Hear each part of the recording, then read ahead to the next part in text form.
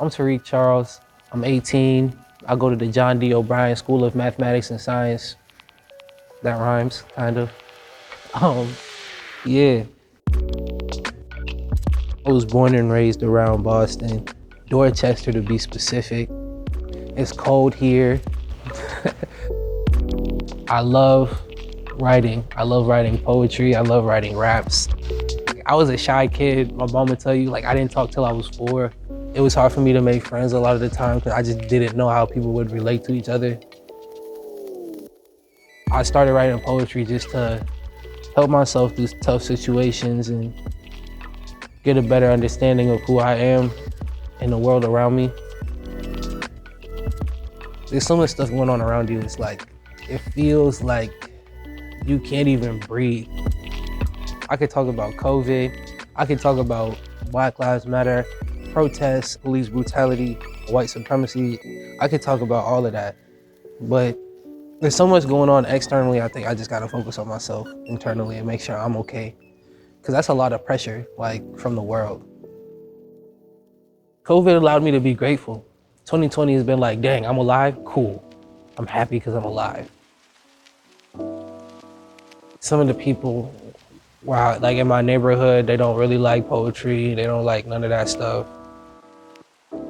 It just offered me an outlet to meet like people that I probably would have never talked to. I would have been scared to talk to, if anything. So yeah, that's what 826 did for me. And also helped me open my mind and put me in a room with a lot of great people. I had a great poetry coach at 826. Shout out Legacy Thornton. Without 826, probably wouldn't be a good poet. I probably would have stopped after middle school. I'm glad that I came to a high school with an outlet for poetry. Meeting up with people that are on this, like, the same wavelength as me, sharing ideas with people. I think poetry is really good on that aspect because it starts a lot of important conversations. You actually go out and perform, and then after, people come up asking questions and you can build dialogue on all of the stuff that, like, you just talked about and even more. I want to grow the amount of people I can reach, because the more people I share my stories to, the more I can learn. Writing is an escape and a foundation for a conversation.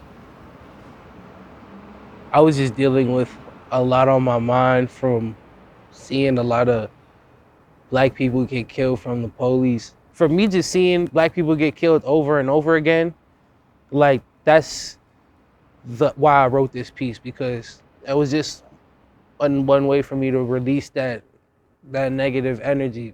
My people are never complacent, only impatient of Jim Crow's new manifestations. You told our rising sons we were slaves searching for salvation. We kept praying and you kept praying on our innocence, which was taken. I wonder how we beat these limitations, defeated racist creations that kept our mind in enslavement.